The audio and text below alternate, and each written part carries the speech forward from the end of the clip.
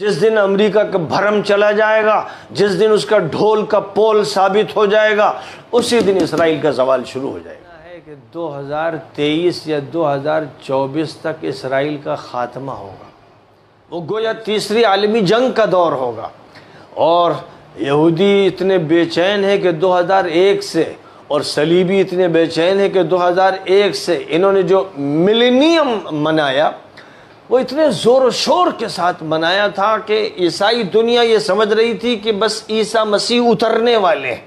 اور یہودی دنیا یہ سمجھ رہی تھی کہ اینٹی کرائسٹ یعنی دجال کا ظہور ہونے والا ہے جو ان کا میشیا ہے۔ میں آج یہ بھی آپ کے سامنے کہہ دوں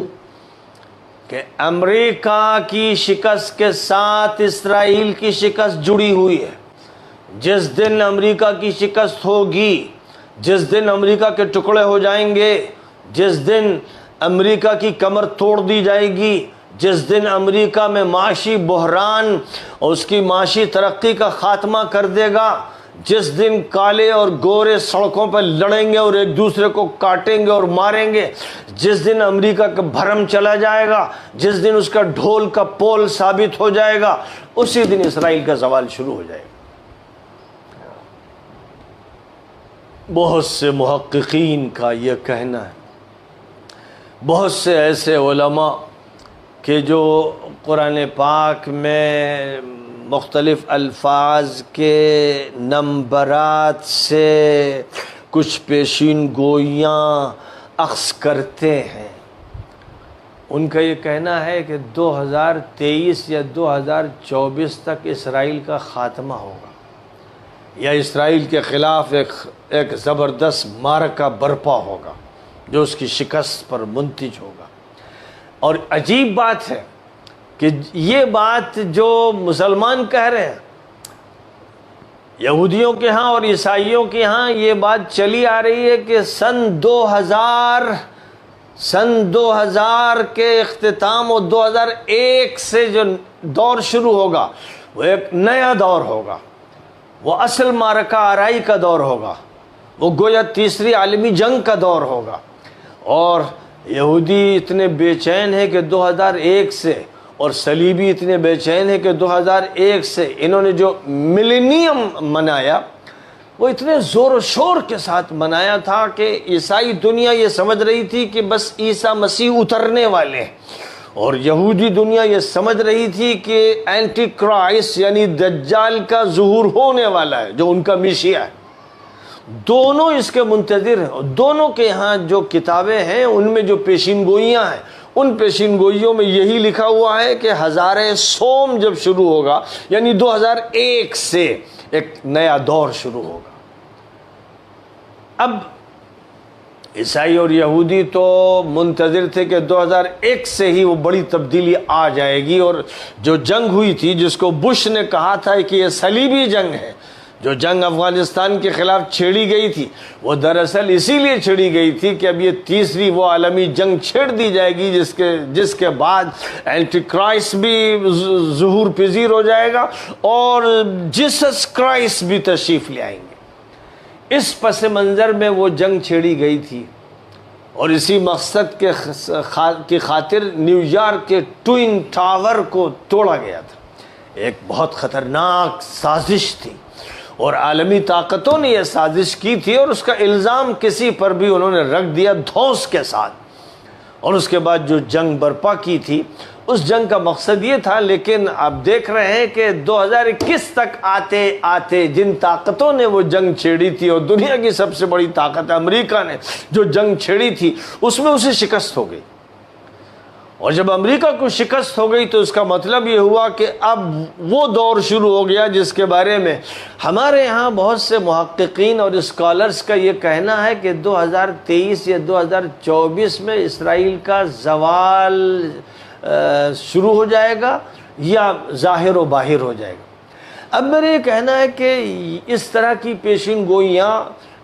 اس مفہوم میں کہ عالمی معرکہ یعنی تھرڈ ورلڈ وار 2000 کے بعد شروع ہوگی، اس کا صحیح اندازہ بہت سے پیشین گوئی کرنے والے بیان کرتے رہے، عیسائی دنیا میں بھی بیان کرتے رہے، یہودی دنیا میں بھی بیان کرتے رہے۔ بعض بڑے بڑے یہودی حاخام جو ان کے یہاں بہت بڑے بزرگ مانے جاتے ہیں، گویا ان کے حضرت مولانا ہیں، ان کا بھی یہ کہنا ہے کہ 2023 یا 2024 میں ہمارا زوال ہو جائے گا۔ دوسری طرف ہندوؤں کے یہاں ایسے زبردست پیشین گوئی کرنے والے گزرے ہیں جو کئی صدی پہلے گزر گئے، جنہوں نے یہ بات کہی تھی کہ 2025 میں دنیا میں ایک زبردست انقلاب آئے گا اور ست یگ شروع ہو جائے گا، یعنی حق کا دور شروع ہو جائے گا۔ اب ظاہر ہے کہ انہوں نے حق کا دور جو استعمال کیا تو وہ اپنے تصور کے اعتبار سے ہے، لیکن وہ تصور اور جو تصور مسلمانوں کے یہاں ہے وہ قریب ہے، ست یگ شروع ہو جائے گا۔ اور گایتری پریوار کے جو ذمہ دار ہیں ان کا یہ کہنا ہے کہ 2024 سے، کسی کا کہنا ہے 2023 سے، اور زیادہ سے زیادہ یہ کہا گیا کہ 2036 سے ست یگ شروع ہو جائے گا۔ تو اس اعتبار سے جو بڑی ہندو تنظیمیں ہیں گایتری پریوار کے میں کروڑوں لوگ ہیں، کروڑوں ہندو اس سے جڑے ہوئے ہیں، تو ان کے یہاں بھی ست یگ شروع ہونے والا ہے۔ اور ست یگ شروع ہونے والا کا مطلب یعنی حق کا دور، سچائی کا دور اب جلد ہی شروع ہو جائے گا۔ تو یہودی بھی یہ سمجھ رہے ہیں کہ دنیا کی ایک بڑی جنگ ہونے والی ہے، عیسائی بھی سمجھ رہے ہیں کہ جیسس کرائسٹ اترنے والے ہیں اور پوری دنیا میں اینٹی کرائسٹ ظاہر ہوگا، جس سے جیسس دی کرائسٹ کی لڑائی ہوگی۔ مسلمان بھی جانتے ہیں کہ حضرت عیسیٰ کا نزول ہوگا، دجال کا خروج ہوگا، مہدی کا ظہور ہوگا، اور یہ سارے واقعات اب بہت سے لوگوں کے نزدیک بہت قریب ہیں۔ کوئی 2023 بول رہا ہے، کوئی 2024 بول رہا ہے۔ بہرحال ہم ان پر اپنے یقین کا اظہار نہیں کرتے ہیں، لیکن یہ بھی ایک عجیب بات ہے، یہ ایک عجیب اتفاق ہے کہ یہ بات عیسائی بھی کہہ رہے ہیں، یہودی بھی کہہ رہے ہیں، مسلمان بھی کہہ رہے ہیں، ہندو بھی کہہ رہے ہیں،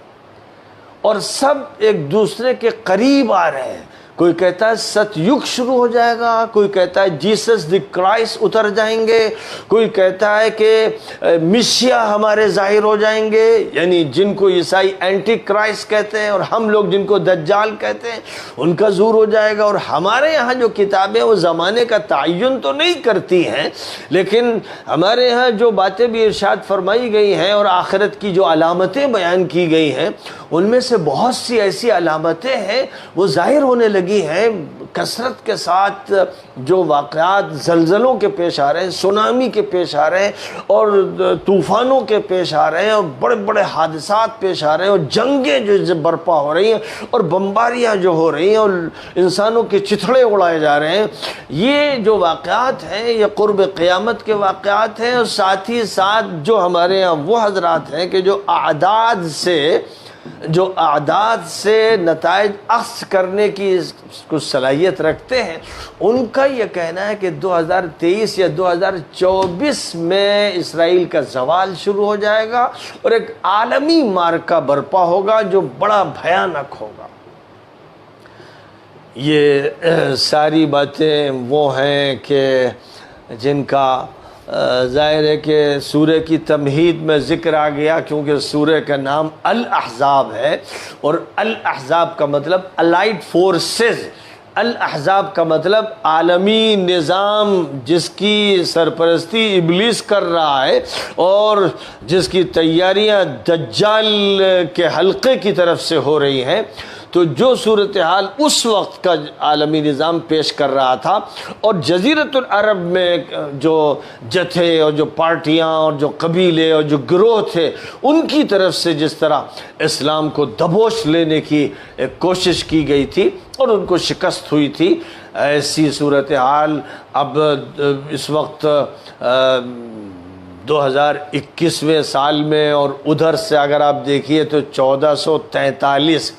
1443 سال گویا ہجرت کے ہوئے ہیں، اور پھر 13 سال اور شمار کر لیجئے، یعنی نبوت سے اگر آپ شمار کر لیں گے تو 43 پر 10 بڑھائیے تو 53 ہو جائیں گے، اور 3 اور بڑھائیے تو 56 ہو جائیں گے۔ اس طرح 1454-56 سال کا یہ عرصہ ہے جو گزر گیا، لیکن آج پھر دوبارہ ایسا لگ رہا ہے جیسے سورۃ الاحزاب ابھی اتر رہی ہے، اور سورۃ الاحزاب کے ذریعے اس نظام کو دوبارہ پیش کیا جا رہا ہے، اور ہمارا ذہن اس کے لیے تیار کیا جا رہا ہے کہ ہم یہ سمجھ لیں کہ ایک عالمی چیلنج ہمارے سامنے ہے، اور ہمیں اس چیلنج کو قبول کرنا ہے، اور اس سے مقابلہ کرنا ہے، اور اس پر غلبے کی کوشش کرنا ہے۔